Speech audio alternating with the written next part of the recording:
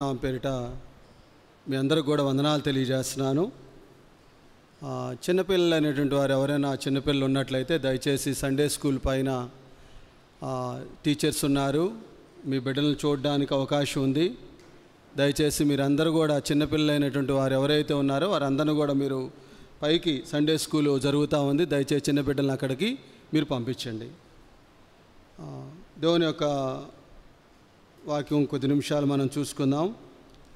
మత్తయి సువార్త 5వ అధ్యాయం.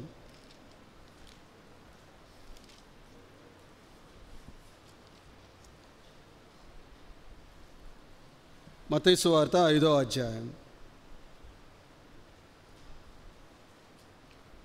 48వ వచనాన్ని మన అందరం కలిసి చదువుకుందాం.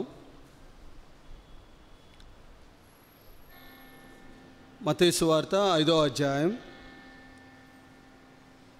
48వ వచనాన్ని మన అందరం కలిసి చదువుకుందాం. మీ పరలోకపు తండ్రి పరిపూర్ణుడు గనక మీరును పరిపూర్ణులుగా ఉండెదరు. మళ్ళీ ఇంకోసారి చదువుకుందాం. మీ పరలోకపు తండ్రి పరిపూర్ణుడు గనక మీరును పరిపూర్ణులుగా ఉండేదరు. చిన్న ప్రార్థన చేసుకుందాం దేవుని యొక్క సహాయం కోసం. మహాపరిశుద్ధమైన దేవా, నమ్మదగిన తండ్రి, దేవా, ఈ యొక్క ఉదయకాల సమయంలో మరో పర్యాయం ప్రభా నీ సన్నిధికి రావటానికి మీరు మాకు ఇచ్చిన ఈ శ్రేష్టమైనటువంటి సమయాన్ని బట్టి మీకు ఎంతో వందనాలు. మిమ్మల్ని ఆరాధించడానికి మాకు ఇచ్చినటువంటి గొప్ప ధన్యతను బట్టి మీకు ఎంతో వందనాలు ప్రభా. మా జీవితాల పట్ల మీరు ఏ ఉద్దేశాలను అయితే మీరు కలిగి ఉన్నారో, ఈ యాత్రా జీవితంలో ప్రభా మేము ఎటువంటి జీవితాన్ని జీవించాలో ప్రభా, మా యొక్క యాత్ర జీవితం యొక్క చివరి దశలో ప్రభా మా యొక్క అంతం ఎలా ఉండాలో ప్రభా మా జీవితాలతో మీరు మాట్లాడి మమ్మల్ని నడిపించమని మేము కోరుకుంటున్నాం. దేవా, నీ బిడ్డలతో మాతో మా అందరితో మీరు మాట్లాడండి, మీ వాక్యం ద్వారా సంధించండి. అంత మాత్రమే కాదయ్యా, దాసునే నన్ను మీ సులువు చాటును మరుగుపరచండి. నా సొంత జ్ఞానం కాదు, సొంత ఆలోచనలు కాదు, మీ యొక్క పరలోకపు దివ్యమైనటువంటి వర్తమానాన్ని నాకును మా అందరికీ దయచేయమని కోరుకొంచు. మీకే మహిమ ఘనత ప్రభావం చెల్లించుకుంటూ ప్రభు యేసుక్రీస్తు వారి యొక్క నామంలో అడుగుచున్నాను తండ్రి, ఆమేన్. దేవుని యొక్క వాక్య భాగంలో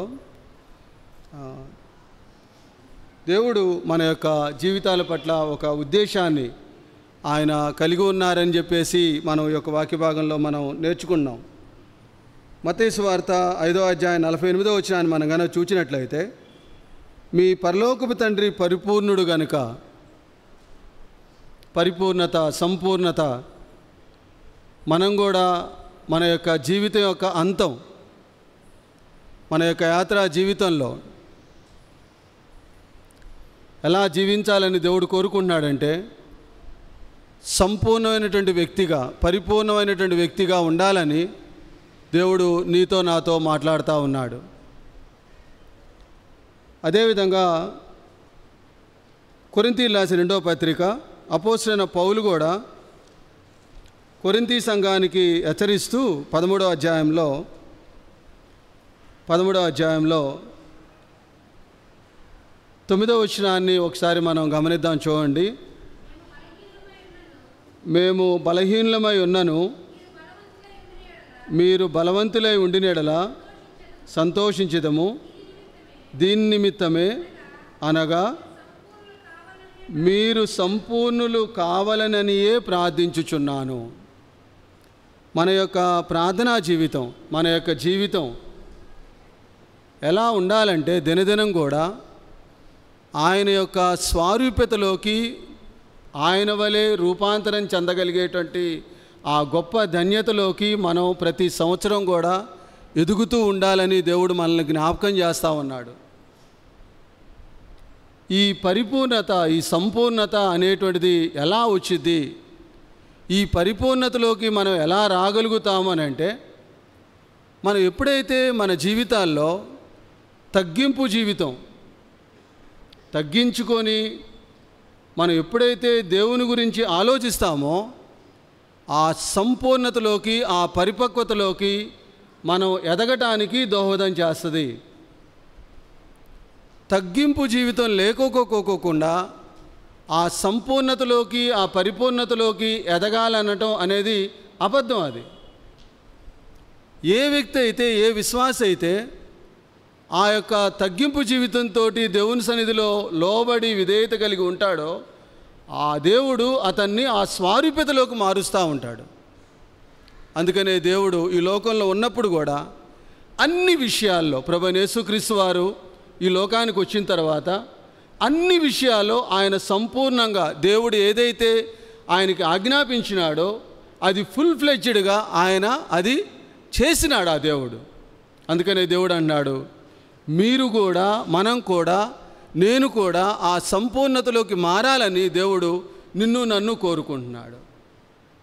అపోస్తలుడైన పౌలు కూడా ఆ సంఘంలో ఆయన దేని గురించి ప్రార్థన చేస్తూ ఉన్నాడంటే విశ్వాసుల గురించి, ప్రభా ఈ కొరింథీ సంఘంలో ఉన్నటువంటి విశ్వాసులు ప్రభా నీ వలే సంపూర్ణతలోకి రావాలి ప్రభా.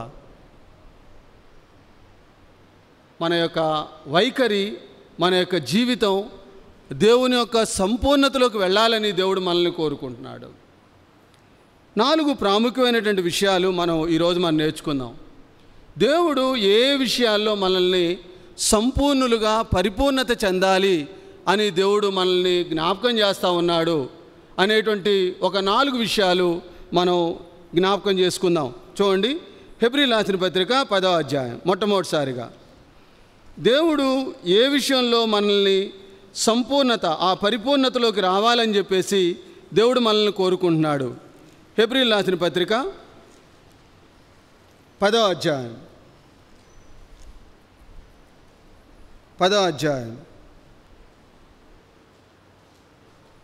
22వ వచనాన్ని నేను చదువుతాను, జాగ్రత్తగా గమనించండి. 10వ అధ్యాయం 22వ వచనం. మనస్సాక్షికి కల్మషము తోచకుండునట్లు, మొదటిది అది, మనస్సాక్షికి కల్మషము తోచకుండునట్లు ప్రోక్షింపబడిన హృదయము గలవారమును, రెండవది అది, నిర్మలమైన ఉదకముతో స్నానము చేసిన శరీరము గలవారమై ఉండి. ఈ 3 ఎప్పుడైతే మనం కలిగి ఉంటామో దేవుడి యొక్క అద్భుతమైనటువంటి ఆలోచన ఏంటంటే, నువ్వు నేను ఎలా ఉండాలని దేవుడు కోరుకుంటున్నాడంటే, విశ్వాస విషయంలో సంపూర్ణ నిశ్చయత కలిగి యథార్థమైన హృదయంతో మనము దేవుని సన్నిధానమును చేరుదము. దేవుని యొక్క సన్నిధానానికి చేరాలంటే ఏముండాలి? దేవుడు ఏం కోరుకుంటున్నాడు? విశ్వాస విషయంలో సంపూర్ణ నిశ్చయత కలిగి. ఈ విశ్వాసంలో సంపూర్ణ నిశ్చయత కలిగి ఉండాలంటే మనలో ఏముండకూడదని దేవుడు కోరుకుంటున్నాడు? 1, మనస్సాక్షికి కల్మషము తోచకుండునట్లు. 2వది, ప్రోక్షింపబడిన హృదయము గలవారము. దేవుని యొక్క రక్త ప్రోక్షణకు మనం రాగలిగినటువంటి వారంగా ఉండగలగాలి. 3వది, నిర్మలమైన ఉదకముతో స్నానము చేసిన శరీరము గలవారమై ఉండి వాక్యం చేత సంధించబడినటువంటి హృదయం కలిగినటువంటి జీవితాన్ని జీవించాలి. చివరిగా దేవుడు అన్నాడు, యథార్థ హృదయములై ఉండాలి. దేవుని యొక్క ఆశ ఏంటంటే, ప్రతి విశ్వాసి ఎడల, ప్రతి విశ్వాసి యొక్క జీవితంలో దేవుడు కోరుకుంటుంది ఏంటంటే, సంపూర్ణంగా ఒక విశ్వాసి విశ్వాసంలో దేవునిలో ఎదగాలి. దేవుని యొక్క కోరిక అది. పైకి మనం విశ్వాసంలాగే ఉంటున్నామే కానీ ఆ విశ్వాసంలో సంపూర్ణమైనటువంటి నిశ్చయత దేవుని సన్నిధిలో మనం కనపరచటలా అని దేవుడు మనకి జ్ఞాపకం చేస్తూ ఉన్నాడు. అందుకనే దేవుడు అన్నాడు, విశ్వాసంలో పరిపూర్ణత, సంపూర్ణత కలిగి మనం జీవించాలి. ఈ విశ్వాసంలో మనం చాలాసార్లు వెనుకంజ వేస్తూ ఉంటాం. మనం వెనుకంజ చేయటమే కాదు, శత్రువు కూడా అదే కోరుకుంటాడు మన జీవితాల పట్ల. ఏమైద్దో, దేవుడు ఉన్నాడా, ఇది జరిగిద్దా, ఇలా జరిగిద్దో జరగదో. పైకి మనం ప్రార్థన చేస్తూనే ఉంటాం మన జీవితాల్లో. శత్రువు ఎప్పుడైతే మనం బలహీనులుగా ఉంటామో, ఎప్పుడైతే మనస్సాక్షి కల్మషం ఉంటుందో, శత్రువు మన మీద అధికారం చూపించి మనలో ఉన్నటువంటి ఆ విశ్వాసాన్ని దేవుని నుంచి ఎడబాటవటానికి అవకాశం ఉంటుంది. అందుకనే దేవుడు అంటున్నాడు, నువ్వు విశ్వాసివైతే విశ్వాసంలో పూర్తిగా దేవుని మీద ఆధారపడగలిగేటువంటి ఆ సంపూర్ణతలోకి నువ్వు నేను రావాలని దేవుడు జ్ఞాపకం చేస్తూ ఉన్నాడు. అందుకని యెషయా గ్రంథం 28వ అధ్యాయం చూడండి ఒకసారి. ఈ విశ్వాస విషయంలో యెషయా గ్రంథం 28వ అధ్యాయం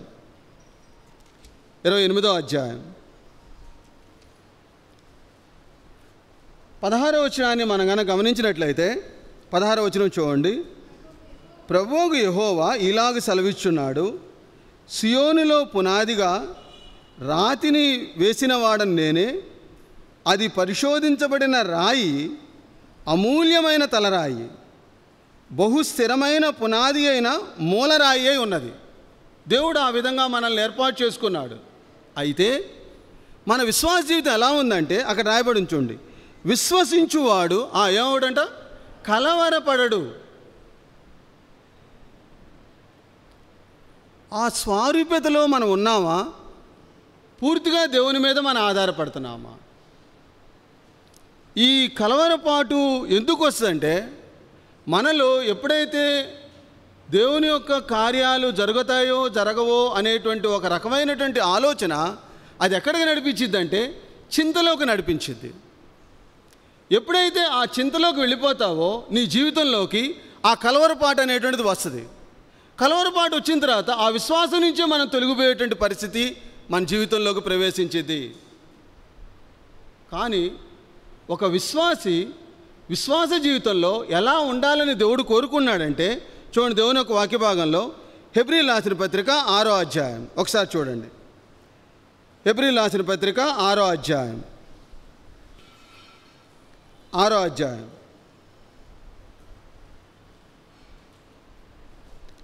హెబ్రీయులకు రాసిన పత్రిక 6వ అధ్యాయం 11, 12 వచనాలు కలిసి ఉన్నాయి. నేను చదువుతున్నా చూడండి.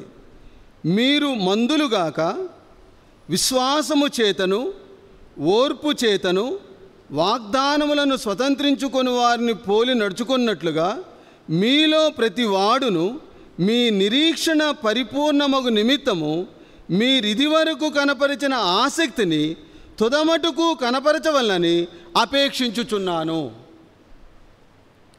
రక్షణలోకి వచ్చిన తర్వాత నువ్వు ఎటువంటి విశ్వాసం అయితే నీ జీవితంలో ఉందో అటువంటి జీవితాన్ని మనల్ని కంటిన్యూ చేయమని చెప్పి దేవుడు కోరుకుంటున్నాడు. ఎలాంటి విశ్వాసంతో మనం వెళ్ళాలి? అక్కడ రాయబడి చూడండి. అక్కడ మందులు కాక విశ్వాసము చేతను ఓర్పు చేతను. విశ్వాసం ఉండాలి, తర్వాత ఏముండాలి? ఓర్పు, సహించుకోవటం. ఆ సహనంతో దేవుని సన్నిధిలో నిరీక్షణ కలిగిన వారంగా మనం జీవించాలి. ఆ పరిపక్వతలోకి దేవుడు ఆ విధంగా రూపాంతరం చెందాలని దేవుడు కోరుకుంటున్నాడు. మనం ఎలా ఉంటామంటే అంటే ప్రార్థన చేశాను నాకు ఇమీడియట్గా జరగాలి, ప్రార్థన చేశాను నాకు రావాలి. కానీ దేవుని వాక్యం అలా చెప్పట్లా. విశ్వాసంతో పాటు నీ జీవితం, మన జీవితాలు విశ్వాసం ఎలా ఉండాలంటే ఓర్పు చేత దేవుని సన్నిధిలో నిరీక్షణ కలిగి కనిపెట్టుకొని వాక్యానుసారంగా, ప్రభువా ఇది నా జీవితంలో నీ చిత్తం ఏంటి, ఆ పరిపక్వతలోకి సహించుకుంటూ ఓర్చుకుంటూ దేవుని సన్నిధిలో ఆ విధంగా వెళ్ళాలని, ఆ పరిపక్వతలోకి ఆ పరిపూర్ణతలోకి రావాలని దేవుడు మనల్ని కోరుకుంటున్నాడు. అదృశ్యమైన వాటిని మనం కనబడినటువంటి వాటిని దేవుడు నాకు ఇస్తాడనేటువంటి విశ్వాసంతో మనం వెళ్తూ ఉంటాం. కానీ దానితో పాటు మన జీవితంలో ఏముండాలంటే ఓర్పుతో సహించుకొని దాన్ని మనం సాధించాలని దేవుడు కోరుకుంటా ఉన్నాడు. అటువంటి జీవితాన్ని మనం జీవిస్తున్నామా? ఇటువంటి విశ్వాసంతో ఎన్ని పరిస్థితులు వచ్చినా దేవుని మీద ఆధారపడుతూ ఓర్పుతో మనం వెళ్ళగలుగుతున్నామా? అబ్రహాము యొక్క జీవితం లైవ్ ఎగ్జాంపుల్ అది. అబ్రహాముగా మారటానికి 20 సంవత్సరాలు పట్టింది. దేవుడు వాగ్దానం చేశాడు. వాగ్దానం చేయగానే ఇవ్వలా దేవుడు. వారి శరీరం ఏమైపోయింది? మృతతుల్యం అయిపోయింది. ఇంకా ఏమైపోయింది? బలహీనమైపోయింది వాళ్ళ జీవితాల్లో. శక్తి కూడా లేదు, సంతానం కావడానికి శక్తి కూడా లేదు. అయినా ఒకటే నిరీక్షణ, ఏంటో తెలుసా? నా దేవుడు నాకు ఇస్తానన్నాడు, తప్పకుండా నాకు దయచేస్తాడు. ఆ వాక్య భాగం చూడండి ఒకసారి. దేవుని ఒక వాక్య భాగంలో హెబ్రీయులకు రాసిన పత్రిక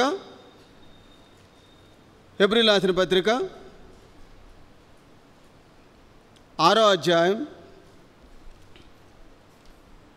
హెబ్రీయులకు రాసిన పత్రిక 6వ అధ్యాయం 13 నుంచి చూడండి. ఇందా చదువుకున్నటువంటి వాక్య భాగంలోనే 13 నుంచి నేను చూడండి. నేను చదువుతాను. దేవుడు అబ్రహామునకు వాగ్దానం చేసినప్పుడు తనకంటే ఏ గొప్పవాని తోడు అని ప్రమాణము చేయలేకపోయాను గనుక తన తోడు అని ప్రమాణం చేసి నిశ్చయముగా నేను నిన్ను ఆశీర్వదించును, నిశ్చయముగా నిన్ను నేను విస్తరింపజేస్తానని దేవుడు చెప్పాడు. ఎన్ని సంవత్సరాలు పట్టింది? దేవుడు వాగ్దానం చేశాడు. ఎంత ఓర్పుతోటి, ఎంత తగ్గించుకొని దేవుని సన్నిధిలో ఆయనకి ఎన్ని అవకాశాలు ఉన్నా కూడా ఆ అన్ని అవకాశాలను ఆయన ఉపయోగించుకోవాలి. అనుకూలమైనటువంటి పరిస్థితుల్లో కూడా దేవుడు తన కార్యం జరిగించాలి, దేవుడు నాకు ఆయన వాగ్దానం చేసినాడు, నాకు తప్పనిసరిగా దేవుడు నాకు ఇస్తాడని చెప్పేసి ఎంత ఓర్చుకున్నాడో తన జీవితంలో. దేవుడు వాగ్దానం చేశాడు, నేను ప్రమాణం చేస్తున్నా అబ్రహాం నీకు నేను అని అన్నాడు. ఎలా అయిపోయాడు తెలుసా? రోమీయులకు రాసిన పత్రిక 4వ అధ్యాయం చూడండి. ఒకసారి చూద్దాం మన జీవితాలని. రోమీయులకు రాసిన పత్రిక 4వ అధ్యాయం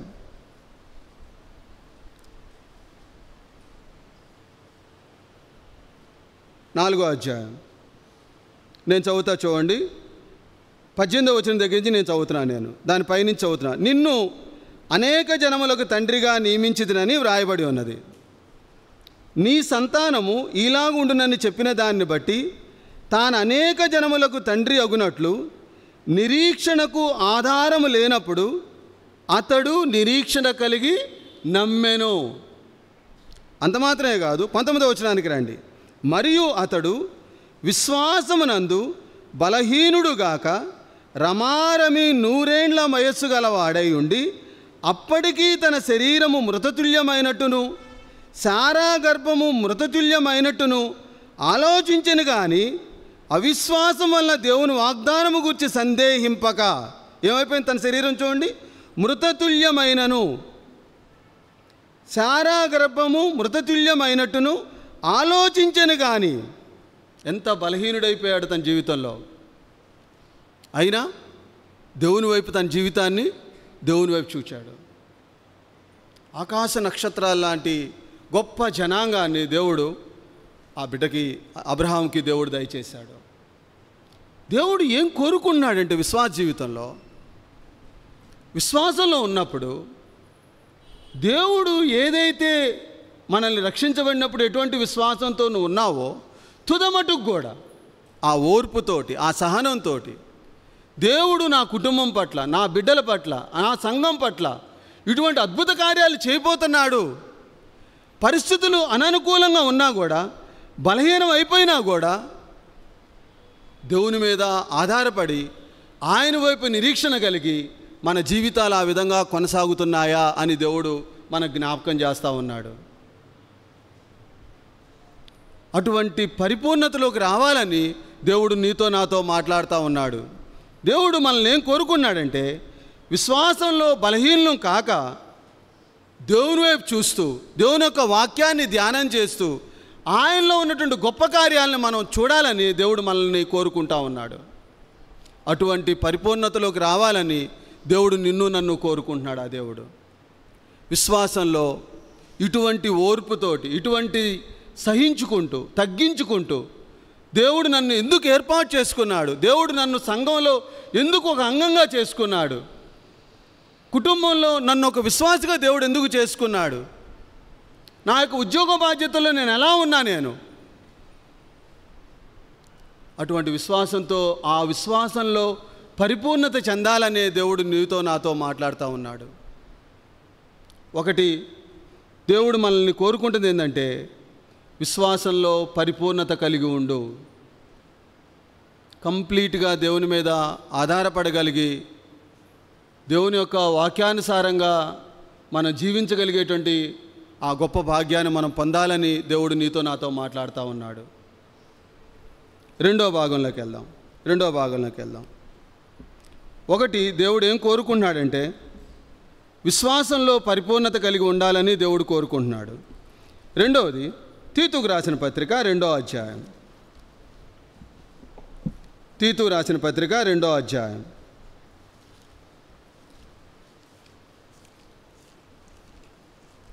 తీతుకు రాసిన పత్రిక 2వ అధ్యాయం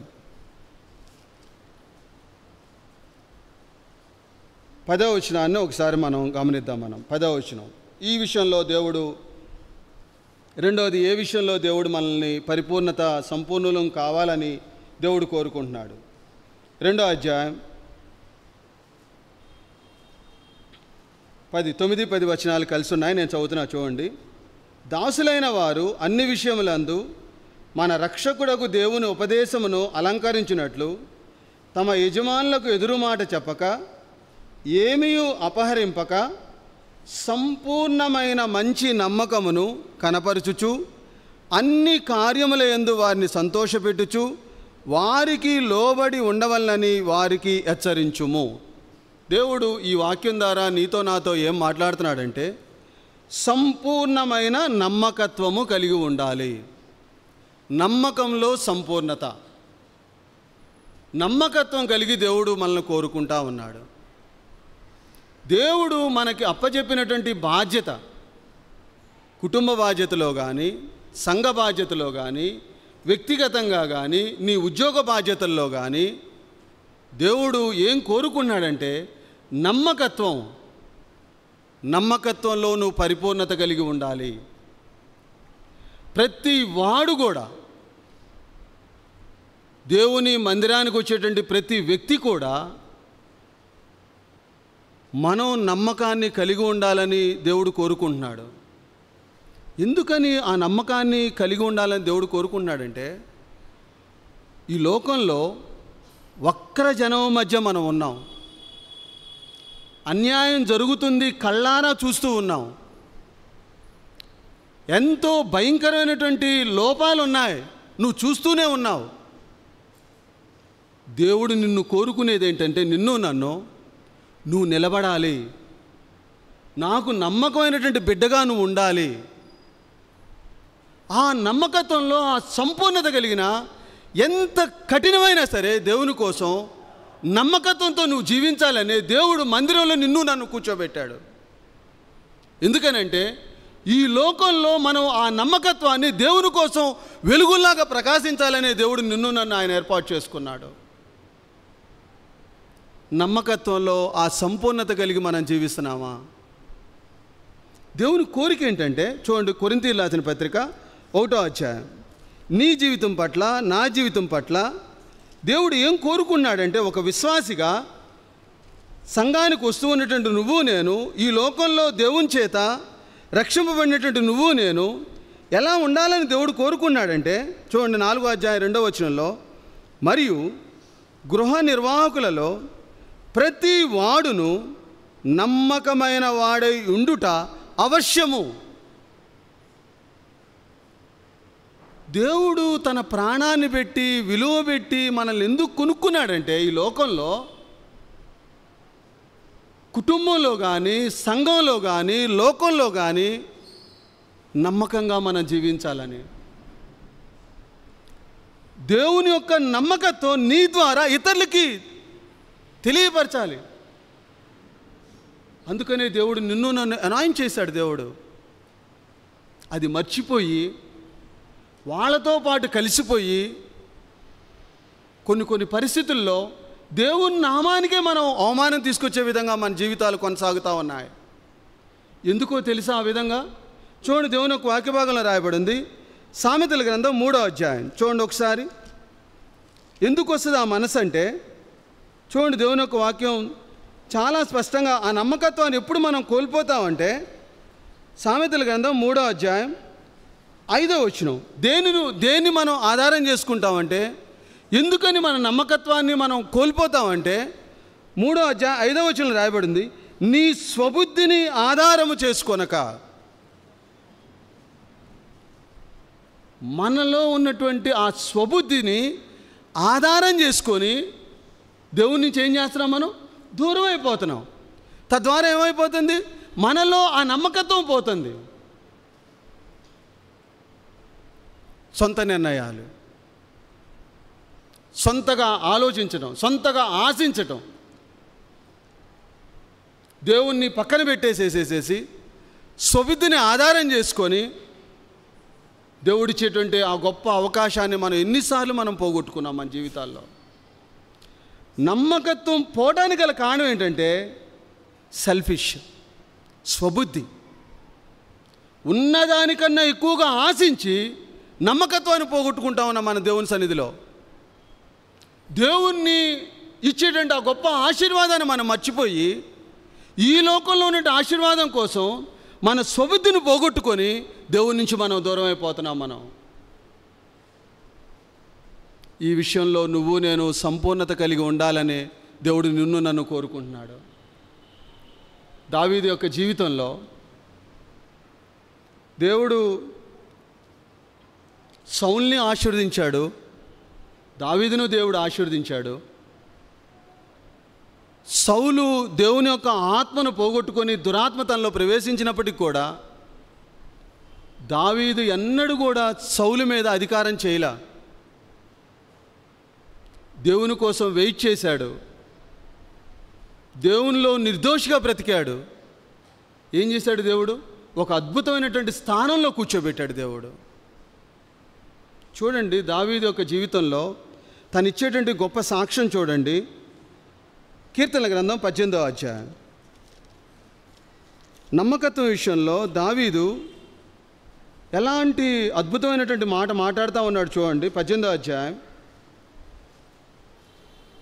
20వ వచనం చూడండి జాగ్రత్తగా. 20వ వచనం, 18వ అధ్యాయం 20వ వచనం. నా నీతిని బట్టి యెహోవా నాకు ప్రతిఫలం ఇచ్చెను, నా నిర్దోషమును బట్టి నాకు ప్రతిఫలం ఇస్తాడు. నమ్మకత్వంలో నీతి, నిర్దోషం, దేవుడు ఏం చేస్తాడు? నిన్ను ఆశీర్వాదంలోకి నడిపిస్తాడు. 24వ వచనం చూడండి. అదేవిధంగా 24వ వచనం, కావున యెహోవా నేను నిర్దోషిగా నుండుట చూచి తన దృష్టికి కనబడిన నా చేతుల నిర్దోషత్వమును బట్టి నాకు ప్రతిఫలం ఇచ్చెను. ఇది దేవుని యొక్క ఉన్నతమైనటువంటి ఉద్దేశం. అదే ఈ లోకంలో ఏమన్నాడు? నా చేతుల నిర్దోషత్వమును బట్టి దేవుడు ఏం చేస్తాడు? మనకు ప్రతిఫలం ఇస్తాడు. మన చేతుల యొక్క నిర్దోషాన్ని బట్టే దేవుడు మనల్ని ఆశీర్వదిస్తాడు. దేవుడు ఎంత భయభక్తులు కలిగి కీర్తనాకారుడు దావీదు ఎలా జీవించాడో చూడండి. మన జీవితాలు ఎలా ఉన్నాయి? రక్షించబడ్డాం. గొప్ప ధన్యత దేవుడు మనకిచ్చాడు. రక్షణలోకి రావటం అంటే అంత ఆషామాషి కాదు. అది నీకన్నా గొప్ప మేధావులు ఉన్నారు, నీకన్నా గొప్ప ధనవంతులు ఉన్నారు. వారికి ఇవ్వలేనటువంటి గొప్ప ఆధిక్యత, రక్షణ యెహోవాది. ఆయన ఇచ్చాడు మనకు. అది ఈ మందిరంలో కూర్చోవడం అంటే గొప్ప ధన్యత. అది ఏం చేతనే తెలుసా? నువ్వు నేను ఇలా బ్రతకాలని దేవుడు మనకు ఒక అవకాశం ఇచ్చాడు. అటువంటి బ్రతుకులో మనం వెళ్ళగలుగుతున్నామా? దేవుడు అది కోరుకుంటున్నాడు నిన్ను నన్ను. నమ్మకత్వంలో దేవుని సన్నిధిలో మనం సంపూర్ణత కలిగి ఉండాలని దేవుడు మనకి కోరుకుంటున్నాడు. అందుకని హెబ్రీయులకు రాసిన పత్రిక 6వ అధ్యాయం చూడండి. నువ్వు నమ్మకంగా జీవించినప్పుడు దేవుడు ఆయన గొప్ప ప్రేమ మన మీద ఎలా చూపిస్తాడో తెలుసా? ఒక్కోసారి మన జీవితాల్లో కఠినమైనటువంటి పరిస్థితులు, కఠినమైనటువంటి ఆ పరిస్థితుల్లోకి మనం వెళ్ళినా కూడా మన నిర్దోషత్వం, మన యొక్క నీతి, మన యొక్క యథార్థత, మన యొక్క నమ్మకత్వం ఎలా ఆయన మనల్ని ఎలా చేస్తాడో చూడండి. హెబ్రీయులకు రాసిన పత్రిక 6వ అధ్యాయం 10వ వచనం చూడండి ఒకసారి. హెబ్రీయులకు రాసిన పత్రిక 6వ అధ్యాయం 10వ వచనం చూడండి, నేను చదువుతున్నాను. మీరు చేసిన కార్యమును జాగ్రత్తగా దేవుని యొక్క వాక్య భాగాన్ని జాగ్రత్తగా గమనించండి. మీరు చేసిన కార్యము, మన చేతులతో చేసినటువంటి కార్యం, మీరు పరిశుద్ధులకు ఉపచారము చేసి, ఎవరికైతే నమ్మకంగా మనం ఉపచారం చేసినామో ఇంకను ఉపచారము చేయుచుండుట చేత తన నామమును బట్టి చూపిన ప్రేమను మరుచుటకు దేవుడు అన్యాయస్తుడు కాడు. నువ్వు దేవుని కోసం ఎంత నిలబడి ఆయన మహిమ కోసం నీ జీవితాన్ని ఎంత దూరమైతే నువ్వు ప్రయాణిస్తూ ఉంటావో నిన్ను అన్యాయం చేసే దేవుడు మాత్రం కాదంట. ఆయన అన్యాయస్తుడు కాదు. మన దేవుడు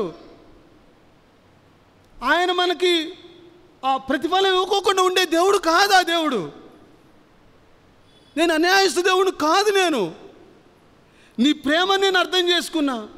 నా నీతి కోసం నువ్వు బ్రతుకుతున్నావు, నా నమ్మకంగా నువ్వు జీవిస్తున్నావు కాబట్టి నేను అన్యాయస్తుడిని కాను. ఎంత అద్భుతమైనటువంటి ప్రేమ అయింది. ఆయన ప్రేమను మనం అర్థం చేసుకుంటున్నావా? ఆ పరిపూర్ణతలోకి మనం ఎదుగుతున్నామా? వయస్సు గతించిపోతూ ఉంది. దేవుడు అన్నాడు, నమ్మకత్వంలో పరిపూర్ణత కలిగి ఉండు. దేవా, నీ సార్వభౌమాధికారం కిందకు వస్తున్నానయ్యా. నా జీవితంలో ఎంత కష్టమైనా ప్రభా, నా నిర్దోషత్వాన్ని నేను పోగొట్టుకోనయ్యా. నా చేతులు నీకు నిర్దోషంగా ఉండాలి ప్రభా. దేవుడు అన్నాడు, నీ చేతులు నిర్దోషమైతే నేను నిన్ను ఆశీర్వదిస్తాను. నేను యోసేపు యొక్క జీవితంలో కూడా యోసేపుని దేవుడు చూసినప్పుడు తన జీవితంలో ఎక్కడ కూడా చెడుతనం కనపడలా. అందుకని దేవుడు ఏం చేశాడు తెలుసా? అన్నలు తీసుకెళ్ళి గుంటలో వేసినా కూడా, ప్రభా అది నువ్వు నాకు చేసావు, నాకు సంతోషం ప్రభా. బానిసత్వానికి అమ్మినా కూడా, ప్రభా ఇది నువ్వే చేసావు ప్రభా. ఫరో ఇంట్లో శ్రమ పొందినా కూడా, ప్రభా ఇదే నువ్వు చేసావు ప్రభా. తన నిర్దోషత్వాన్ని నిరూపించుకున్నాడు. ఆ రాజ్యానికి రాజు అయ్యాడు యోసేపు. ఆయన అన్యాయస్తుడైనటువంటి దేవుడు కాదు. నిన్ను నన్ను ఈ లోకంలో అలా ఉండాలనే దేవుడు నిన్ను నన్ను ఏర్పాటు చేసుకున్నాడు. దేవునికి అవకాశం ఇస్తున్నావా? కుటుంబ జీవితంలో, సంఘంలో, వ్యక్తిగత జీవితంలో, మనం పనిచేసే చోట ఎలాంటి నమ్మకత్వాన్ని, ఎటువంటి ఉపచారం చేస్తున్నాం? దేవుని కోసం తగ్గించుకుంటున్నావా? ఆయన ప్రేమను మనం పంచుతున్నామా? ఆ పరిశుద్ధులకి దేవుని పరిచారం చేస్తున్నామా? ఆ స్వారూప్యతలో ఎదుగుతూ ఉన్నప్పుడు ఆయన అంటున్నాడు, నువ్వు నా కోసం బ్రతుకుతున్నావు కదా, నేను అన్యాయస్తుని కాదు. నేను నిన్ను అలా వదిలిపెడతా, నిన్ను నేను అన్యాయం చేయను. నేను ఎంత గొప్ప దేవుడు మన దేవుడు. రెండోది, దేవుడు నమ్మకత్వంలో పరిపూర్ణత కలిగి ఉండాలని దేవుడు కోరుకుంటున్నాడు. మూడో భాగంలోకి వెళ్దాం. 1, విశ్వాసంలో పరిపూర్ణత. రెండవది, నమ్మకత్వంలో పరిపూర్ణత కలిగి ఉండాలి.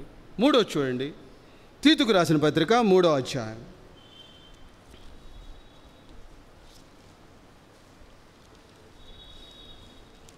తీతుకు రాసిన పత్రిక 3వ అధ్యాయం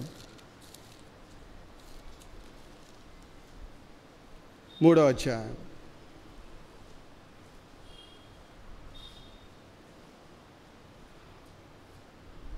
3వ అధ్యాయం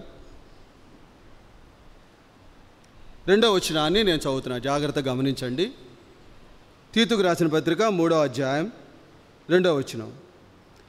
అంటే 1, 2 కలిసి ఉన్నాయి, నేను చదువుతున్నాను. అధిపతులకును అధికారులకును లోబడి విధేయులుగా ఉండవలననియు, ప్రతి సత్కార్యము చేయుటకు సిద్ధపడి ఉండవలననియు, మనుష్యులందరి ఎడల సంపూర్ణమైన సాత్వికమును కనపరచు, ఎవరిని దూషింపక జగడమాడని వాడును శాంతులై ఉండవలననియు వారికి జ్ఞాపకము చేయుము.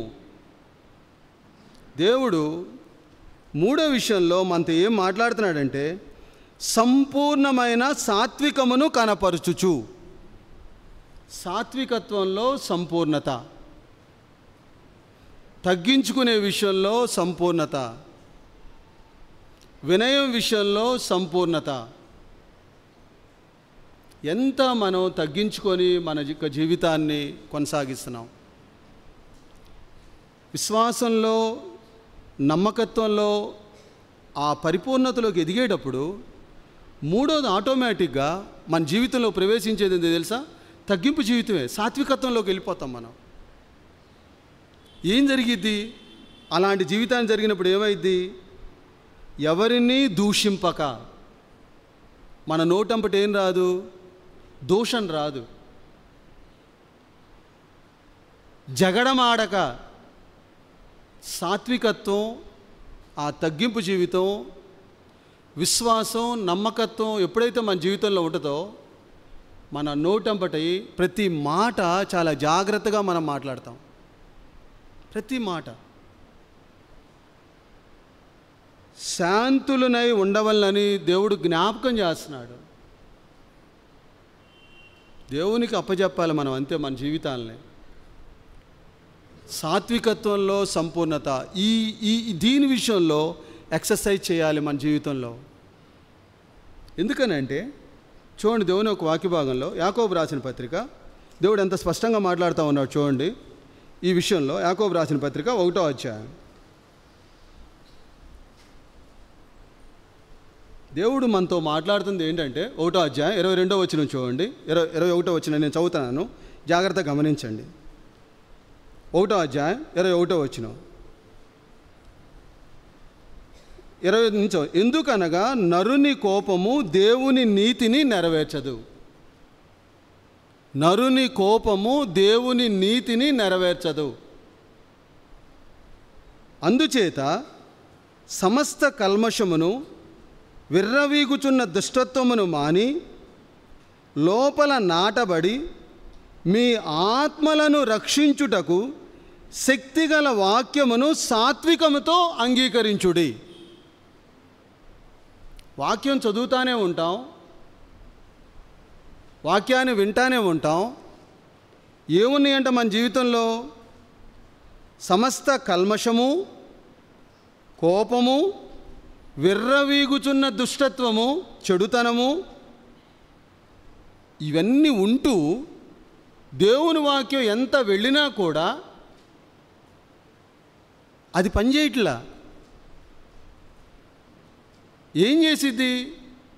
ఒకవేళ దేవుని వాక్యం గనక, ఆ శక్తిగల వాక్యాన్ని గనక నువ్వు సాత్వికంతో అంగీకరిస్తే ఏమైందంట? మీ ఆత్మలను దేవుడు రక్షిస్తాడు. వీటన్నిటి నుంచి దూరం అయిపోయి దేవుని యొక్క వాక్యానికి నువ్వు ఎప్పుడైతే విధేయత చూపుతావో మన యొక్క ఆత్మల చుట్టూ దేవుడు ఏం చేస్తాడు సార్? దుర్గం వేస్తాడు ఆయన. ఏం రాదు నీకు అప్పుడు లోపల నుంచి? కోపం రాదు, దుష్టత్వం రాదు. ఇంకా రాయబడి ఉంది, మన యొక్క నోటిలో నుంచి సమస్త కల్మషం మన జీవితంలో ఉండదు. ఇలా జీవించాలని దేవుని కోరిక. దేవుడు అదే కోరుకుంటున్నాడు. ఇంకా అక్కడ రాయబడి ఉంది 22వ వచనంలో ఇంకా మాట్లాడుతూ ఉన్నాడు చూడండి. మీరు వినువారు మాత్రమై ఉండి మిమ్మును మీరు మోసపరుచుకొనకుండా వాక్య ప్రకారము ప్రవర్తించు వారినై ఉండుడి. దేవుని కార్యం దేవుడు జరిగిస్తాడు. దేవుడు ఈ వారం నీతో నాతో ఏం మాట్లాడుతున్నాడు?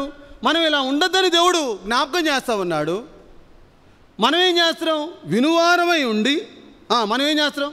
మనల్ని మనం మోసపుచ్చుకుంటున్నాం. మనం అలాంటి సంపూర్ణతని దేవుడు కోరుకోట్లా. వాక్యం చేత సంధింపబడి ఆత్మలు రక్షించు ప్రభు అని చెప్పేసి వాక్యాన్ని విధేయత చూపించి సాత్వికత్వంలో సంపూర్ణత కలిగి ఉండే విధంగా దేవుడు కోరుకుంటున్నాడు మనల్ని. 23వ వచనం చూడండి. అలానే ఎవడైనాను వాక్యం వినువాడై ఉండి దాని ప్రకారం ప్రవర్తింపబడిన వాడైతే వాడు అద్దములో తన సహజ ముఖమును చూచుకొని మనుష్యుని పోలి ఉన్నాడు. నిన్ను నువ్వు సాటిస్ఫై చేసుకుంటూ ఉంటావు నీ జీవితంలో. నేను ఎంత అందంగా ఉన్నాను, ఆల్ రైట్, నేను ఎంత పర్ఫెక్ట్గా ఉన్నాను, అద్దంలో చూసుకున్నప్పుడు నిన్ను నువ్వు కనబడుతూ ఉంటావు.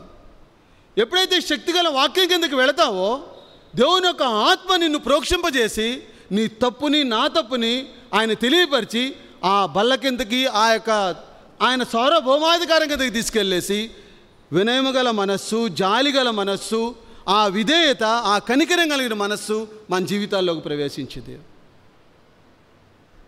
ఎప్పుడైతే దాని నుంచి ఎడుబాటు అవ్వవో నిన్ను నువ్వే మనల్ని ఏమవుతాం, సాటిస్ఫై చేసుకుంటూ ఉంటాం. అది ప్రమాదం అని దేవుని యొక్క వాక్యం తెలియజేస్తూ ఉంది. ఎందుకని మనం ఇటువంటి సాత్వికతతో మనం జీవించాలి?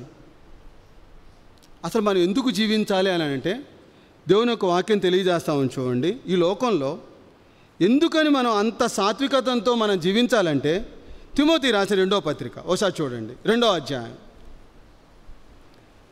తిమోతి రాసిన 2వ పత్రిక 2వ అధ్యాయం.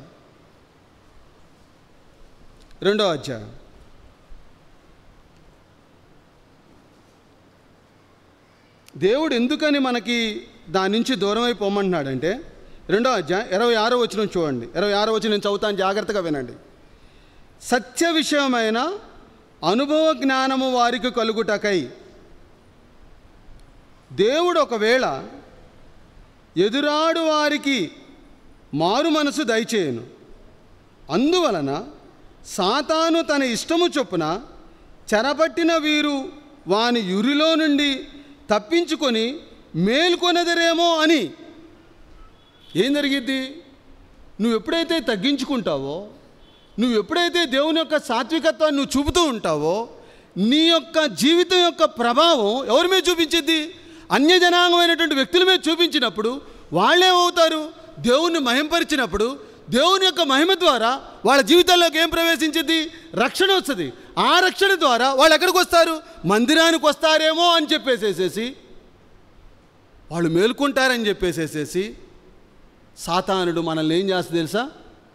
ఆ భ్రమలోకి రాకోకోకుండా, సాత్వికత్వంలోకి రాకోకోకుండా మనల్ని వాళ్ళతో పోటాడే విధంగా మనల్ని చేస్తూ ఉంటుంది. కానీ నీ ఇంటెన్షన్ ఎలా ఉండాలి? దీని ద్వారా దేవుని కార్యం, దేవుని కోసం తగ్గించుకోవాలి. ఎంచో తెలుసా? ఆ ఆత్మ నశించిపోతే ఒకానొక దినాన మొరపెట్టింది మనల్ని, నీ వల్లనే నేను ఇక్కడికి వచ్చానేనని చెప్పేసి.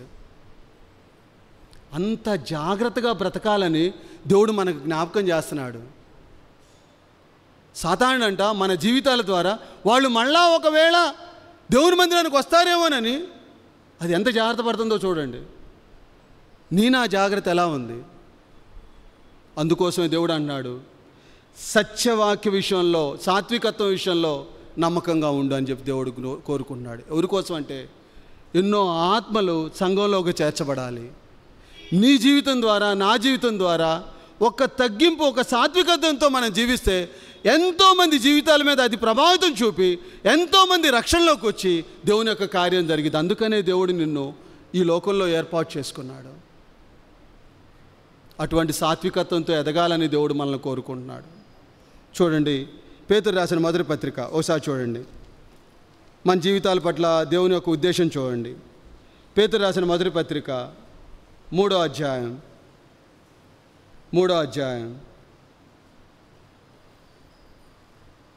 4వ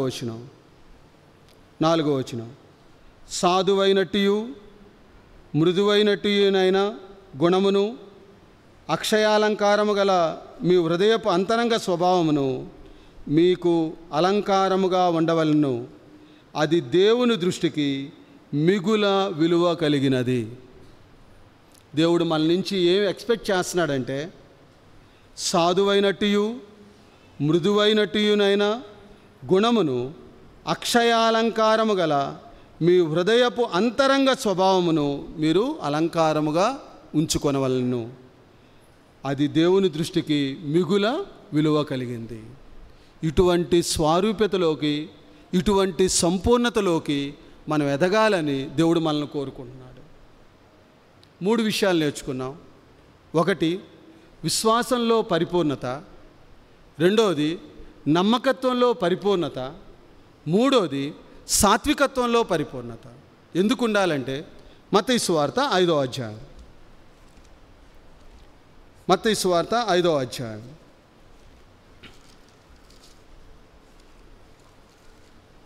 మత్తయి సువార్త 5వ అధ్యాయం చివరి వచనం 48వ వచనం. మీ పరలోకపు తండ్రి పరిపూర్ణుడు గనక మీరును పరిపూర్ణులుగా ఉండెదరు. ఏ విషయాల్లో పరిపూర్ణత ఉండాలని దేవుడు కోరుకుంటున్నాడు? విశ్వాసంలో పరిపూర్ణత కలిగి ఉండాలని దేవుడు కోరుకుంటున్నాడు. రెండవది, నమ్మకత్వంలో పరిపూర్ణత కలిగి ఉండాలని దేవుడు కోరుకుంటున్నాడు. మూడవది, సాత్వికత్వంలో పరిపూర్ణత కలిగి ఉండాలని దేవుడు కోరుకుంటున్నాడు. ఒకవేళ ఈ విషయాల్లో ఎక్కడైనా తప్పిపోతే ఆయన జాలి కలిగిన దేవుడు, ఆయన కనికరం కలిగిన దేవుడు. ప్రభా, ఈ విషయంలో నేను పరిపూర్ణత లేక జీవిస్తున్నానయ్యా, దయతో నన్ను జ్ఞాపకం చేసుకోయ్యా. ఆ బలచెంతకు వెళ్ళినప్పుడు ఆ గొప్ప దేవుడు నా పాపాలని ఆయన క్షమించి ఆయన పరిపూర్ణతలోకి ఎదిగేలాగన దేవుడు మన కృప చూపునుగాక. తలలోంచుకుందాం, దేవుని వైపు చూద్దాం.